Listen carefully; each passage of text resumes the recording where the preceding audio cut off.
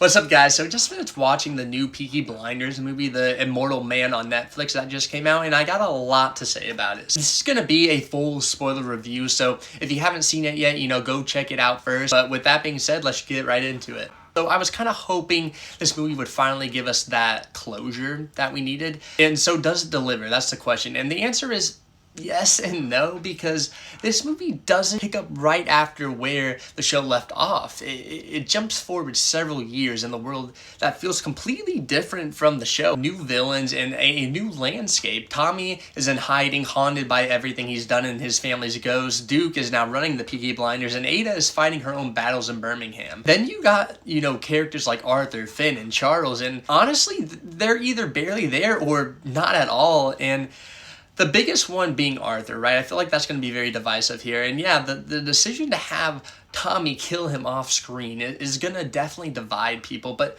considering the real life situation with the actor, I actually think they handled the situation as well as they could have. I'd rather that they did what they did rather than pretending he didn't exist at all. But at the same time, ignoring someone like Finn, who kind of had a lot of unresolved tension with Duke, that definitely felt like, I feel like, a missed opportunity.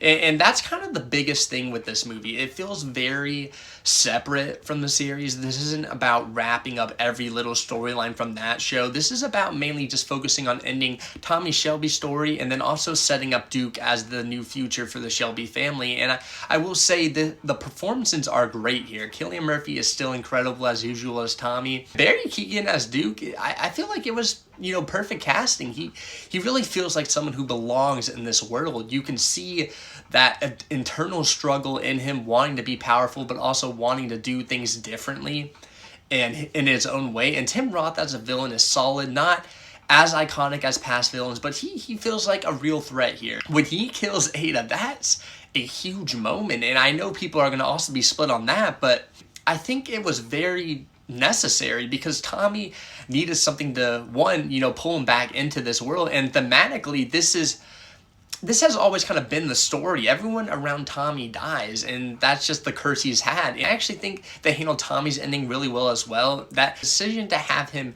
die at the hands of Duke, that I feel like felt right. It completes his arc, and it passes the torch down to him. The cinematography is great. There's some really cool shots in this movie. The soundtrack, I think, fits perfectly. It has that feel from the show.